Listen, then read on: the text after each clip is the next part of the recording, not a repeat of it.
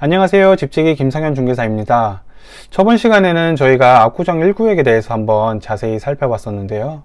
오늘 시간에는 압구정 재건축 사업 중 가장 빠르게 진행되고 있는 2구역에 대해서 한번 살펴보겠습니다. 여러분들 중에 압구정 아파트를 구매하신다면 아주 도움이 되는 내용이지 않을까 싶은데요. 우선은 저는 아무런 이해관계가 없고요.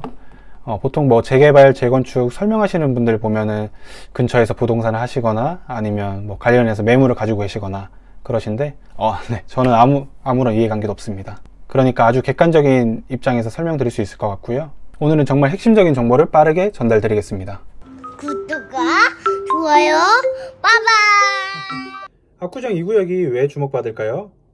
뭐 여러 이유야 있겠지만은 압구정 정비사업구역 중 가장 빠른 구역이 압구정 2구역입니다. 압구정 2구역은 21년 4월에 조합 설립 인가를 받고 지지부진하다가 23년 6월에 신통이 확정되고 속도가 좀 붙기 시작했는데요. 그리고 지난 7월에 정비계획안을 공란 공고하고 현재는 건축 심의를 위해 준비 중에 있습니다. 지금 신통으로 진행 중인 구역이 2, 3, 4, 5 구역인데요. 2구역을 제외하고는 지금 정비계획안을 제출한 곳이 없죠.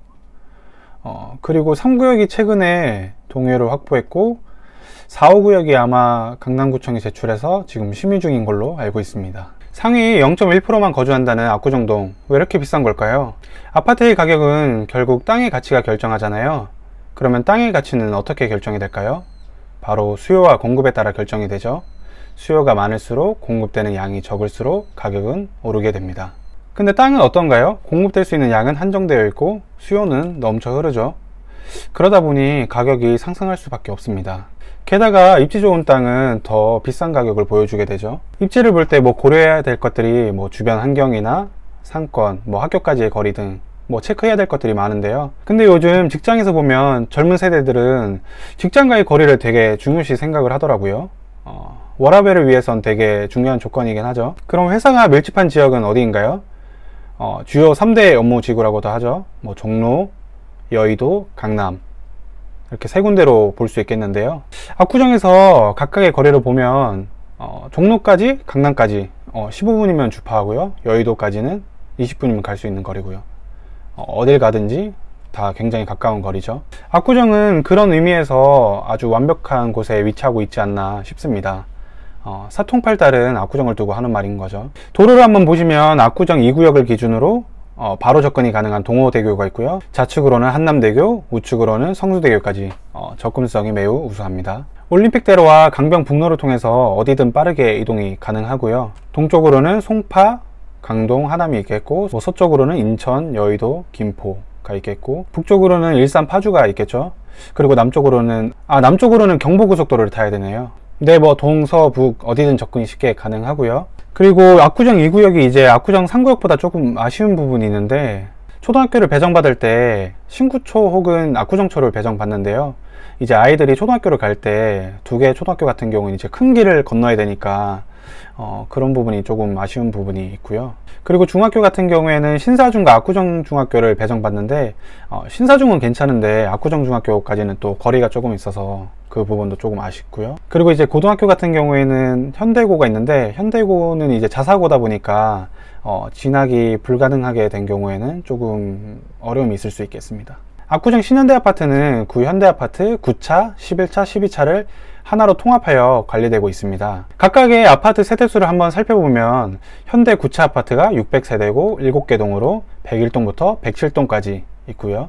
현대 11차가 559세대로 8개 동인데요. 108동부터 112동, 그리고 113동부터 126동까지. 그리고 마지막으로 현대 12차가 765세대고 12개 동으로 113동부터 124동까지 있습니다. 기존 아파트의 이제 전체 세대수는 1924세대이고요. 이제 대지 면적 대비 세대수가 적은 현대 11차 아파트가 28.48평으로 대지 지분이 가장 높고요. 그 다음으로 현대 12차가 24.01평, 현대 9차가 21.78평 순으로 높습니다. 가능하면 압구정 신현대 매물을 고르실 때 같은 가격이라면 평균 대지 지분이 높은 현대 11차 아파트 매물을 고르시는 게 낫겠죠. 영상 뒷부분에서 또 자세히 설명드릴 텐데 이제 대지 지분을 보는 이유가 정비구역 안에서 내가 실제 얼마만큼의 대지 지분을 보유했는지에 따라서 분담금을 더 낼 수도 덜 낼 수도 있기 때문에 이 부분은 매수하실 때 주의 깊게 보셔야 됩니다. 다음으로 재건축 기본 계획을 한번 보면 이제 기본 계획에서도 재건축의 사업성을 이제 들여다볼 수가 있는 거죠. 보시면은 구역 면적 약 19만 2천 제곱미터의 정비 기반 시설 면적, 전체 면적 대비 약 26.6% 비율이죠.